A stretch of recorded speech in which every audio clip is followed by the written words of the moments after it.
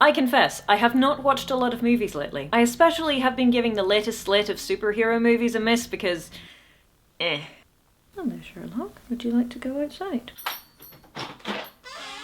There's a 12-year-old video on this channel, yes, hello, I'm old, where I talk about how much I love the first Avengers movie and how much I love the superhero genre, and boy, I love her enthusiasm. But it's been 16 years since Iron Man came out, and all that stuff that seems so new and sparkly and shiny just seems kind of tired and hollow and cynical. I grant you, maybe it's just me that's tired and hollow and cynical, but I don't think so. Regardless, I don't think I'm the only person suffering from superhero fatigue, and that's okay. Superhero movies are going the way of westerns and musicals and rom-coms starring Meg Ryan. People like variety and they're looking for something new. Superhero movies will come back around again, I'm sure. But if we're going to have a next big thing, I would like to present my case for swashbuckling romantic adventure movies. Listen, all I want is romance and sword fighting and maybe the odd romantic sword fight. Is that too much to ask? It's been over 2 decades since the Mummy films and The Mask of Zorro came out, and that's the kind of thing I want to see again. And obviously they're going to be a good way to ease in people who have been watching a lot of superhero movies over the last decade and a half, right?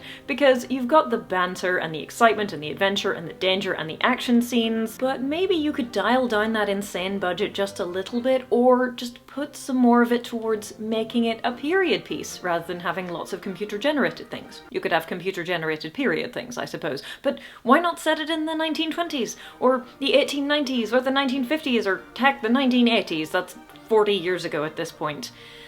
Boy.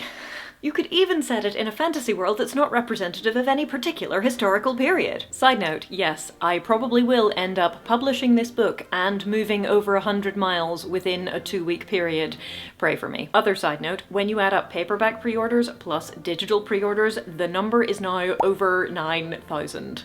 So, thanks guys, you are amazing. But listen, give me Indiana Jones for the modern day, and I don't just mean another Indiana Jones movie, which one of my friends went to see and fell asleep in the middle of it because he said, and I quote, "Jill, there just wasn't a story," but something like that. Also, sword fighting. Give me sword fighting. Not just because as an actor combatant I have a particular love of sword fighting, though that is part of it, but just because sword fights are fun to watch. You can have training montages, and oh, while we're on the subject, could we maybe dial down the level of muscularity required of our male leads? And also maybe dial down like the insanely low body fat percentages required of all actors regardless of sex, because guys, it's getting a little bit,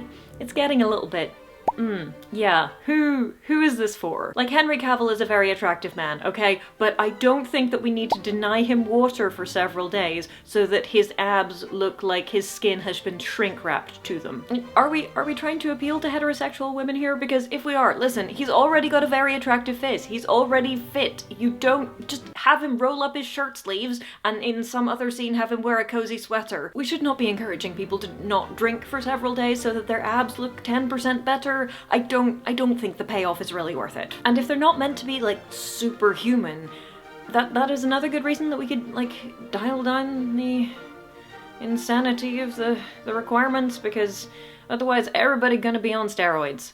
And it's not good for you. Those are not good for you. I would say I'm getting off topic, but that would assume that there was in fact a topic. Anyway, in addition to giving me some adventure, I would like to request romance. And not just a romantic subplot, I mean romance in the more general sense. A world that I can dive into, a world that is maybe a little bit rose-tinted, maybe a little bit shinier than the regular world. I would like that. But also romantic subplots, particularly where the characters seem to be into each other, those are not bad things. You don't need graphic sex scenes. In fact, I would prefer that you avoided them. What you need are 2 characters who we like and think would be good for each other. Maybe even a married couple who do things together, and the conflict isn't that their relationship is falling apart, it's that there's an ancient curse or an evil mummy or some alien artifact, or, you know, the conflict is external and they're working together to solve it. And it's not some metaphor for how they're cheating on each other.